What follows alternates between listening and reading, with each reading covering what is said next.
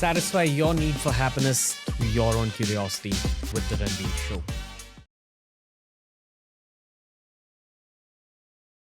I'm going to combine the knowledge I've gained from a past episode with Gauranga Das Prabhu.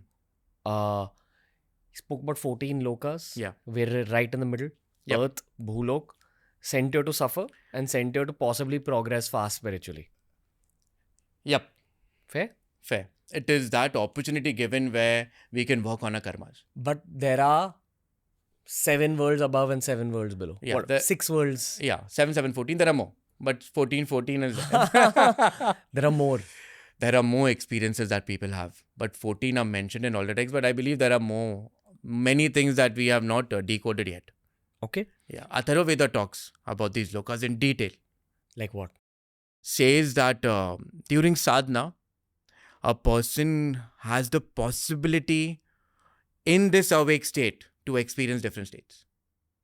Like there are people that I know, they are at times doing sadhana and they are thrown in Vaikunt. That is where Vishnu is sleeping on the snake. So it is not Maya, it is not imagination, it is one of the lokas that they have been thrown for temporary. But if I tell you, they'll call me mad. Arey kuch bhi bol raha hai. But again, that is not constant because it is changing. So the knowledge of Vedanta is very important. Okay. To just be non-reactive. Yeah. Just be non-reactive, but not going in tamas. There's a big difference between non-reactive and actually sulking and non-reacting. A person who, suppose now you abuse me and I'm not reacting, I'm quiet. I'm aware, but my internal journey is that I'm not going to get affected. I'm not going to get angry because if I get angry, I've fallen down on my spiritual path. But at the same time, if you are shouting and abusing, I'm non-reactive, but internally I've abused you. Internally I've thrown a tantrum inside. I'm a failure. If by this attitude, you can just unlock your karma. You know, it is so powerful. Vedanta will give you direct result, but it is very difficult to maintain that state all the time. That is why we need asana and pranayam. That is why we need the knowledge of panchakoshas. That is why we need the knowledge of being aware in the moment and every moment. In those 14 lokas or 14 worlds, the highest one is the one that contains Parabrahm. The highest is the Parabrahm. Below the Parabrahm is all the higher deities. Shiv, Vishnu. They are direct. So if you go down, I will share something. We know someone. Not know someone, but we are aware about them.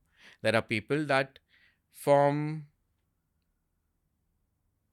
the Muladhara and above, there are lokas where you can get lower entities to get their job done. What do you mean from the Muladhara? So when you talk about lokas or when you chant the actual Gayatri mantra, there we take few tapa, jnana and all. I will not take that, okay? But yeah, tapa, jnana, we take mudras and we chant. As in, you're saying there's a correct way to chant the Gayatri mantra. Yes. So there are many Gayatri mantras. The one we chant, it has more. So jnana, tapa, this, and we take mudras, taking the name of the lokas. So you are getting access. That is the reason Gayatri mantra is one of the most powerful mantras. Because while chanting also, Bhur, Bhuva, Swa, you're talking about 3 lokas. Bhur, Bhuva, Swa. That is, and you talk about more also. We take certain mudras and we chant. So each mudra is located with each chakra. And each chakra has access to those worlds. Like you can tune the radio within your own chakras to access those. Yeah. No, the chakras, you can, in simple language, you can tap into that state of consciousness. Okay. While you sit in Bhulok. Yeah. Because the mind has the power. But again, this is all Maya. Because the highest lok is the top where you become one with everything. I've seen people getting entangled in lower lokas and then ego is very dangerous. What is contained in lower lokas? Lower lokas have deities through which you can get work done, job done, which will give you name, fame, material. But you're binding yourself to karma. In fact, even after death, depending upon the quality of life that you have led, before getting a human birth, you stay in the lokas for a while and then come back also. Because you have some association with them. And people have that Patal Lok mein problem hai, Patal Lok mein we are burning ourselves, we are dying. No. Narad Muni has given beautiful example of Patal Lok. He says that it is darkness and there are no lights, but everything is there shining like gold. So that is also a temporary stay. And again, you come back in the human birth. Again, you're given a chance to reach the highest crown. And that is the reason we call it the vicious cycle of birth and death. But there's something that could possibly happen between birth and death. A lot of things. A lot of things. A lot of things. A lot of things. See, Arba, I'll tell you your case very practically. Now you are living a material life, and we're very grateful you're living a spiritual life also. A lot of things are happening. Now spiritually you're growing up. Now you're doing good amount of sadhana. Fabulous. You're getting experiences and you're being aware and maturity is coming. At the same time, ego rise ho gaya now. So sadhana will stop and this will grow. You will get this also. But again, you will build karma. So future destiny, there are possibilities. That is another topic. But what you're doing now is impacting your entire being. But spiritually, if you start looking things, then you will get everything. You know what I've realized? The more evolved you're on your path of evolution, your material needs, emotional needs, spiritual needs, everything is taken care. Everything. The deity will see to it that you will get it. But if you're demanding too much, the deity will give you also. But personally, I think it is wrong. Because when we worship our deity, we don't ask. We are just grateful that he is. That's it. Coming back to the Lokas. Yes. The highest one is the one that contains all pervading Brahman. Brahman. The teachings of Vedanta. In that state, the body will not last. It is just an experience. We call it the Nirvikalpa Samadhi. I would love to go on the topic of Samadhi because people are scared talking about it. They don't know. Even in Samadhi, there are different states of Samadhi till you reach Nirvikalpa. What is Samadhi? Samadhi, I'll just start with something very basic. Samadhi is a state where you have become a perfect human being with no flaws. Samadhi is a state where you have experienced your true essence of life. And Samadhi is a state where, I'll talk from the first state of Samadhi, that is the moment you have learned how to respond and not react. You have climbed the first stair of Samadhi. Then it goes up, up, up till you become a living God. So there are many states of Samadhi. It can be a killer topic. Yes. Okay. We'll address it perhaps in this conversation itself. So you're saying that Nirvikalpa Samadhi, which is the highest form of Samadhi, gets you the consciousness of that highest loka. Yeah. Can I break it for you? Sure. In simple language Sure. so that we'll understand. I'm quoting Patanjali Maharishi because when I read this, it just blew me up with the understanding of Samadhi. Around 5,000-6,000 years ago, he spoke about the mind, which everyone's talking about, mental health. And he has beautifully given mental health.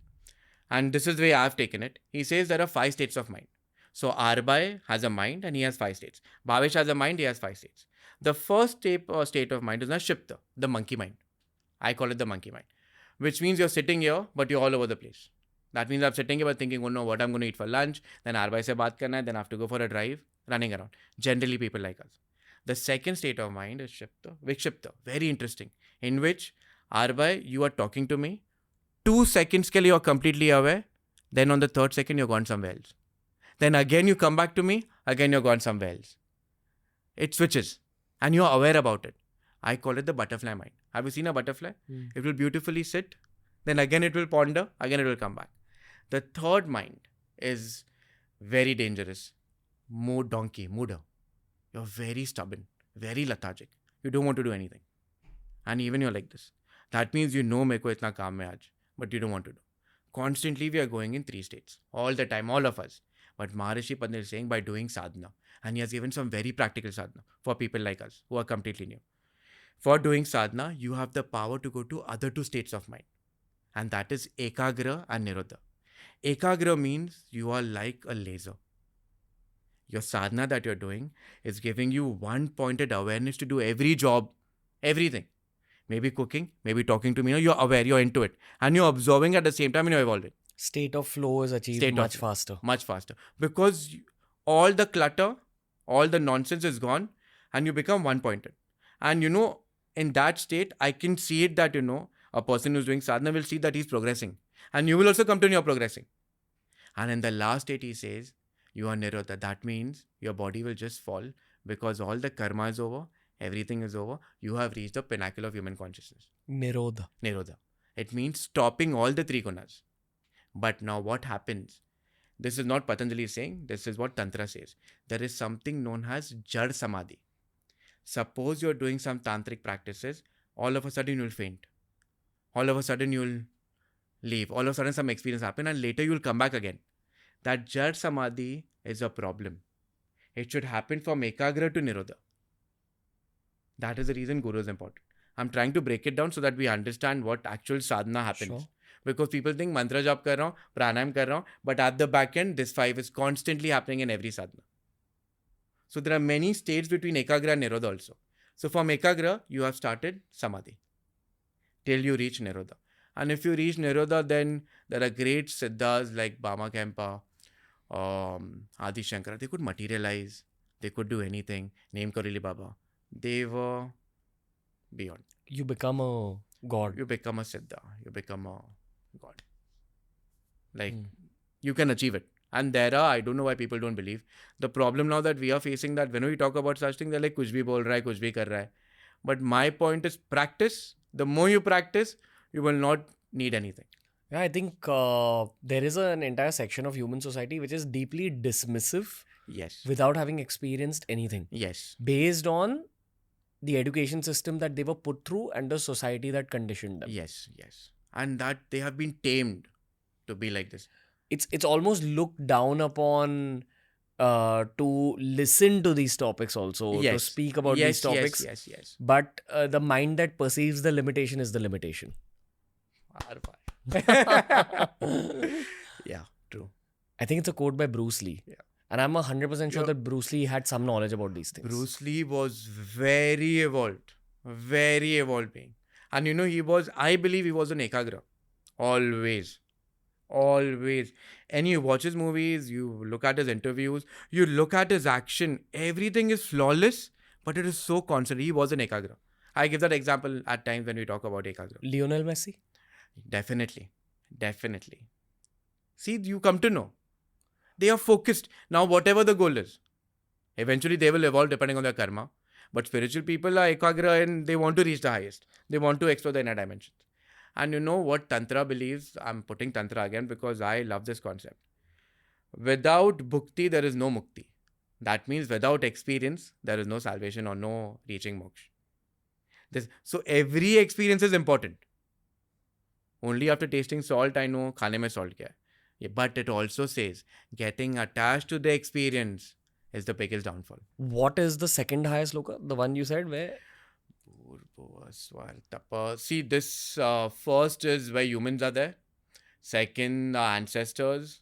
Third are lower deities. Then there are rishis. Then there are higher deities. And then there is Brahman. Okay. Yeah. Can we break down each of these higher lokas a little bit? So, I will start from the heart chakra. I'll just talk lower chakra, higher chakra. Sure. Of course, below the reproductive organ, there are the 7 lower chakras. I'm not talking about Tala, Sutala, Tala. I'm not talking about that. Really? Yeah. So there are more chakras than just the 7 we know of. Yeah. So when we chant the Gayatri mantra, we talk about the 7 mantras, the 7 lokas and the mantras going up. Below that also are 7 lokas where the Nagas are there, where all the lower... See, whatever you do after your death, there will be a time where the transit period is given and that happens in the lokas. Now something very interesting. That is the reason I insist people do their sadhana. Garud Puran says that if you're doing sadhana, at the time of death, no one will come to save you. But your deity will be there protecting you in any of the lokas. So the transit may also, Kalima, Kal Bhairav, all will be there. You will be connected. They will see to till the next birth. That hand is there what you're talking about. But if you're living a life which is full of treacherous thoughts and murderous, then you will be paid for. Now coming back to lokas again, from the heart chakra to above, these are lokas where you get, have you heard people that, I was sleeping and Ramana Maharshi came in my dreams, or, Shiv Baba came in my dreams, or Kal Bhairav came in my dreams. You have tapped into this loka in your sleep. And from this loka above, there are rishis. There are the 4 sons of Brahma. They can travel anytime. So they are operating in this loka. Then Brahma, Vishnu, Mahesh are operating in this loka. And I think if you touch the crown, then Ramana Maharshi the Great had that experience. In his sleep, he went into a state where he awakened and he experienced death Not death of being scared, but death in going to the journey and reaching Satchitanand. So there are Lokas. What was the plane after the ancestral plane? Swarg. Sorry. Bhur is all. Swarg is all lower gods. Indra and all these gods. You see the gods fighting? Those are the gods. Varun and all those other gods who create problems. Then they go to Shiv, they go to Brahma, they go to Shakti. Those are the gods. So in esoteric terms, that is the mind, the manas, where positive and negative. But in Loka, they operate. But what are they doing? They are working at cosmic level, at a lower level of cosmos. They are operating. And there are also people who worship them to get benefits. Like there are Indra sadhanas. There are Indra sadhanas, but I never recommend such sadhanas, or they are lower sadhanas. The highest sadhana should be piercing the crown and being one. Because these sadhanas, in fact, to be very practical, if you have the right knowledge, Indra sadhana can take you to the highest. If you have the right knowledge. What about Kamdev sadhana? Kamdev is very interesting, whatever I've understood from Shiv Puran and all. In fact, even under Chinmasta's feet, he is there. But I do believe that once you get entangled in such sadhanas, the tendency to the low emotion is very rise and shine. So you need someone to guide you to take you there. You'll become almost more human. More lower chakras. More first three lower chakras, and which is a problem. And you're trying to break away from the concept of being human. So now the question comes, but even in Tantra, you talk about 4 points, that is sex, food, sleep, and fear. Also, you're doing lower chakras. No. In Tantra, we address sex, food, sleep, and fear, but we are worshipping the highest deities who can take us from this, not push it in this. But if you have a good guru, a guru can do wonders. Can you name some more of the lower deities? I would not, but recently, in Kerala, I came across also, I saw the temple also. There's a lower deity which you worship and you get on the spot benefits. It is very famous there. But like material needs are satisfied on the spot. But I heard from people also that they, mannat kehte hai, or for 12 days I'll worship you. And they did that to that deity, they worshipped her. And after that deity started destroying their house. These are all lower deities. There's a trade-off when you ask for gifts from lower deities. Yeah. There's a price to pay for everything. That is the reason the more sadhana you'll do, you will realize there's nothing to ask. Nothing to ask. Everything is given to you automatically and given to you at the right time. Right time. Then that is how your faith and surrender comes. And you're always protected. Even at times, when you're in the fearful situation or something is not going right, you will automatically get that confidence. You will realize that everything is taken care. So I believe that the more sadhana you will do, you should just pray that you become a perfect instrument. But Maharishi Patanjali has given something very fabulous for beginner sadhana.